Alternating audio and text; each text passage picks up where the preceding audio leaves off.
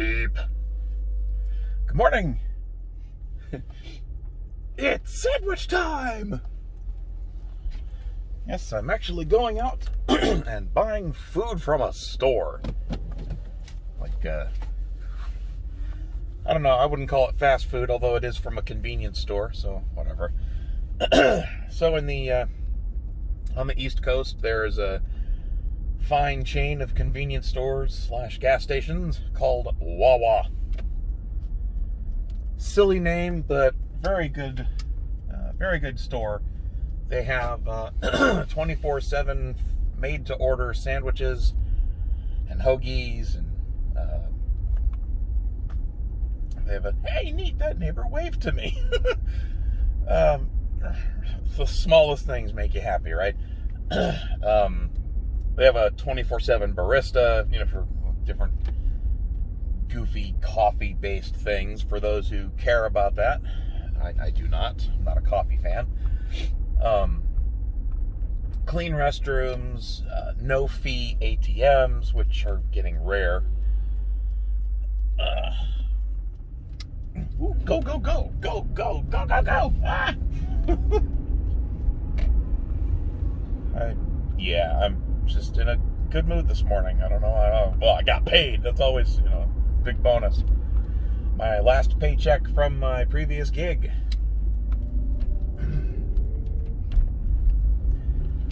And now I get used to getting paid twice a month instead of every week. But it's no big deal. There's it's not a problem. I can tell you that. Oh, weird. They tore down that fence. They're tearing up yet another bit of preserved natural area, or, not a nature preserve really, but they try to retain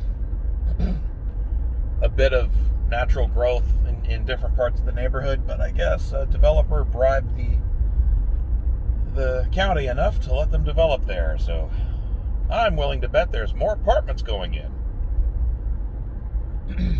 Yeah, well, doesn't matter. Hey, camera, how about we look, no, wrong thing. Let's look down. There we go. I'd like to be able to see behind me. I'm complaining, but no, this thing's still great. I love this digital mirror / dash cam. It's great stuff.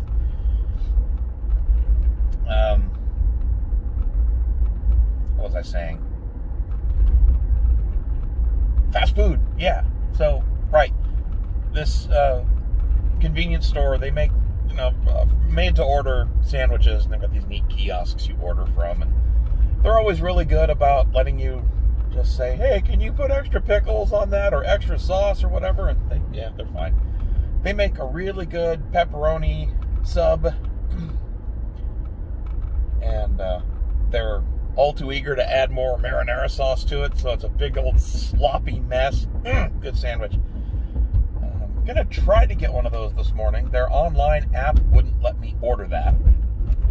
Didn't even list it as available, so it makes me wonder if some kind of natural disaster has occurred and they don't have any pepperoni. Gonna have to talk to the president about that. But it could also just be a glitch in their online app too, because it's not like anybody ever fucks up an online service. But yeah, so I'm gonna try to grab a pepperoni sub, and I'm also gonna get a tuna sub. And if I can't get a pizza sub or a pepperoni sub, I'm gonna get 2 tuna sandwiches, and you can't stop me.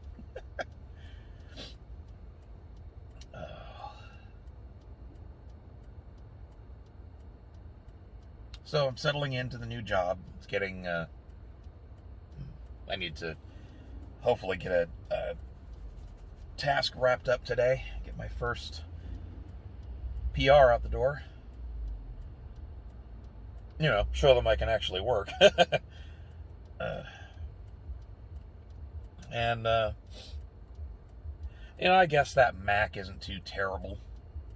It can do the job. It's just different.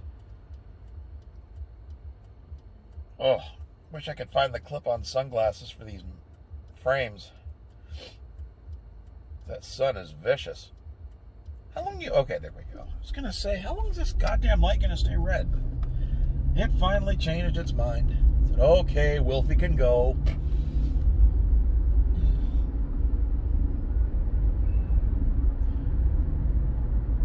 Oh, I'm gonna... can't talk about that. I wish I could, but I live alone now, so I have to be careful about broadcasting when I'm going to be home and when I'm not. So we probably can only talk about that after I'm back.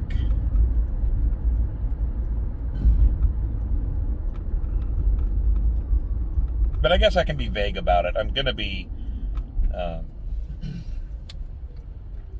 flying out to see my folks soon, and they live out in Nevada, over in a city called Pahrump, which is it's a moderately sized town, big enough to rate a Home Depot and a Walmart. It's about an hour north of Las Vegas, and the city is infamous for having the closest legal prostitution to Vegas. So if you've got cash or a credit card, they'll take anything. You can stroll right up, either go to the bar and just strike up conversation with women that'll actually sleep with you, or you can go to the front door and have the classic lineup, like, here's the menu, take your pick. Like, yeah. Forget if I've told that story or not about when this was like 10 years ago now, my parents actually took me out to one of them, and they swore up and down that the restaurant there, they have a restaurant, had really good food. And to their credit, it did. It was actually a really good burger. But, yeah, they kind of... My parents also trolled me. And after I get my sandwich here, I will come back and regale you with the tale, because it's worth telling again. It was fucking funny. BRB. Hey, these goddamn masks. Such a pain in the ass. My lenses fog up. Stupid. And they didn't have any pepperoni, so I couldn't get my beloved pizza sub. That's all right. They make a good tuna sandwich, so I got a couple of those. And my first soda in like 2 months.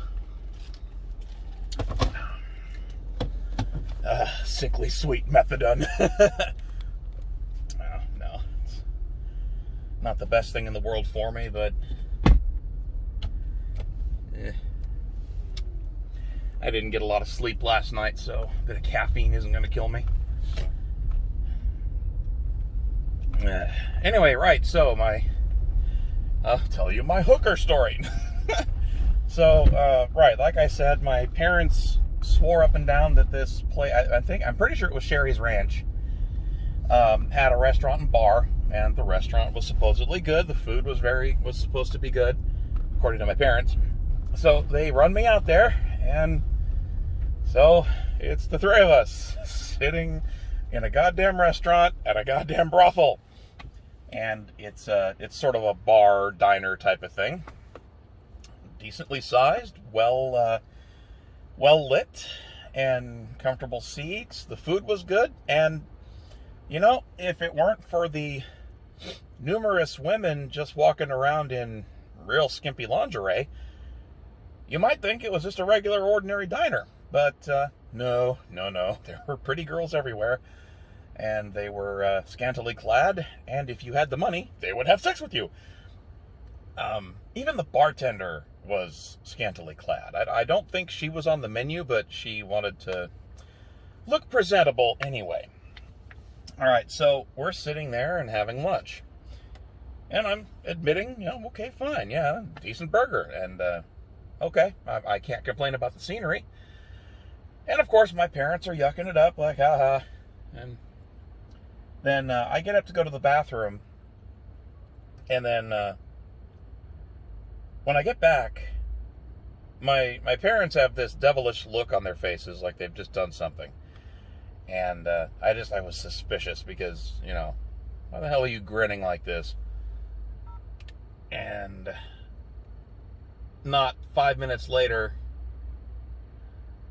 this very attractive young woman walks up to the booth, and they're sitting. It's a booth, and so my parents are sitting opposite me, and I'm sitting by myself on my side of the booth, kind of in the middle. And so this very fetching young lady, I guess my parents know my type. She walks up and says hello, and she starts to sit down right next to me, and I'm thinking, oh God, here comes a pitch. But I was polite. I slid over, and to make room for her, and she sits down and grabs my hand, says, "No, slide back over here." So she snuggled up against me, and I'm thinking, oh my God, this is she's trying hard to get me to be a customer, whatever. And she goes, look, why don't I go take you on a tour of the ranch and show you the facilities and stuff, and tell you how it all works, and of course my parents are grinning ear to ear at this, because it's not like I'm embarrassed, but well, I kind of am. It's like, wait a minute, my goddamn parents are sitting across from me, lady. I mean, have a little class, but my folks are just laughing their asses off, like, oh, come on, go do it. Go, it's okay, we'll wait. And then my dad jokes, if you want us to come back in a couple hours, that's no problem. We'll leave you here. I'm like, Dad. But, all right, so I don't want to be rude, and my parents are yucking it up. And so, I go, okay, I'll take a tour. I'm not buying right now, but she's like, no, you're fine. Let's go. And so she takes my hand, leads me out of the restaurant. My parents are barely containing their laughter. And, we step through a door, and we're out of the restaurant. She introduces herself, tells me her name, which I've forgotten now. I feel bad about that, but I'm terrible with names. And she says, yeah, your parents put me up to this. And I just, I face palmed and I said, I'm never living this down, am I? And she's like, nah, probably not, but come on, I'll show you around. It's okay. I'll tell them I gave you a good kiss on the, I'll tell them I gave you a good kiss on the house. I'm like, oh, okay. Will you do that? She's like, oh, sure. Plants a big old wet one on me. She's a good kisser, actually. So she shows me around. Obviously, some of the rooms were not available for showing because they were occupied, if you get my drift. People were having sex in them. And of course, some of the women, it's open 24/7, so some of the women work nights, so they're asleep during the time I was there. But plenty of the rooms were open, and there's, just ordinary bedroom-type rooms, like little, just, a bed, a dresser, a place to put your clothes, and a shower. There's usually a shower attached to each room. And there were some more exotic rooms, like there was one with, like, mild or light S&M stuff, like paddles and handcuffs, leather restraints, that sort of thing. There were a couple of bigger rooms that had, like, a hot tub in the middle, right in front of the bed, or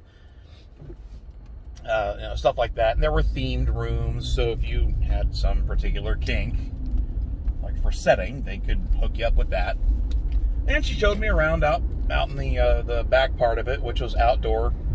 And they had a bunch of bungalows that you could apparently rent for an entire day and just enjoy the company of whichever women came along that caught your eye. And a very pleasant place, and she was very nice. Once my parents were out of visual range, she was very down to earth and very courteous and friendly. And she said, you're not the first guy that parents have done this to. They get a kick out of it. Just play along and, let them have their fun. There were a couple other women around, so she, introduced me, whatever. Very friendly. And, she explained how it works. And I'm going to tell you because it's kind of, I don't know, it's interesting.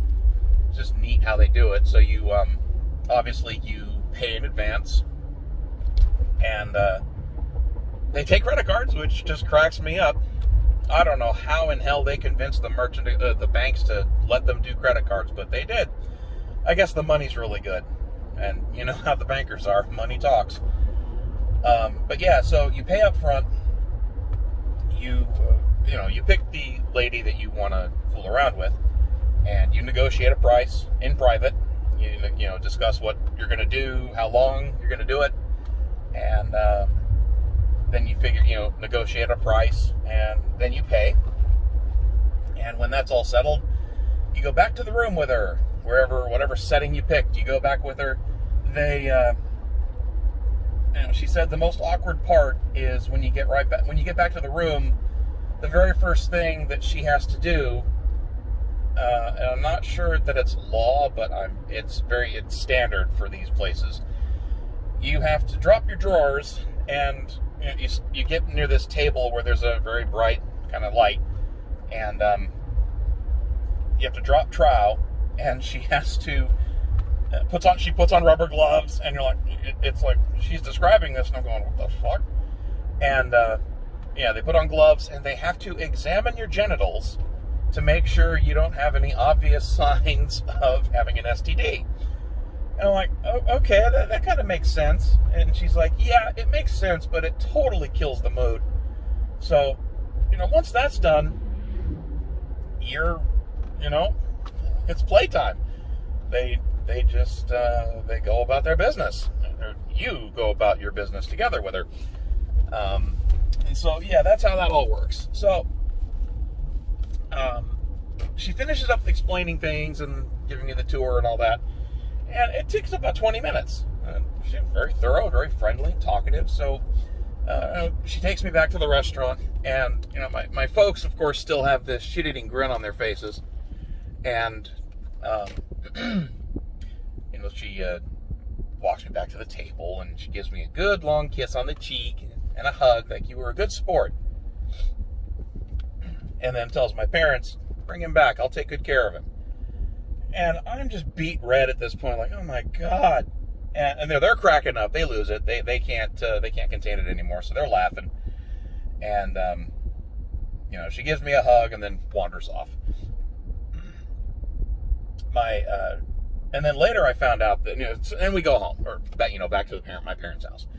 And my mother admitted later that day that she had, they had called her over while I was in the restroom, and they gave her a 20 to, show me around, give me the tour, whatever. So they, in a way, my parents actually paid for a hooker for me to give me a quick kiss and show me around her house.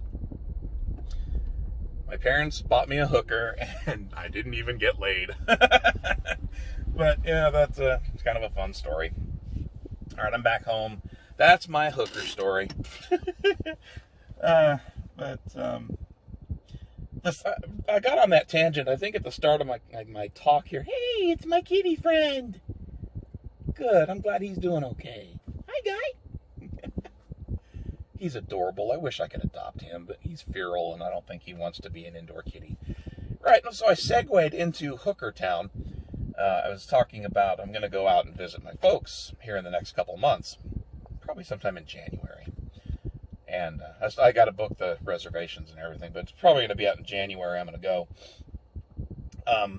So obviously I'm going to be flying out there, and I'm also taking a detour to another part of the country to visit some old friends, and that's going to be awesome. I haven't seen them in years, and be a nice reunion.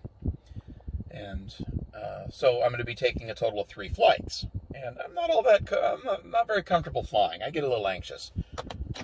But So what am I doing in preparation for being on 3 airplanes in the span of like a week here in a couple months? I'm binge watching a TV series that's got 20 seasons worth of shows. Air Disaster Investigations. It's a TV series all about different plane accidents and plane crashes over the years and digging into what happened.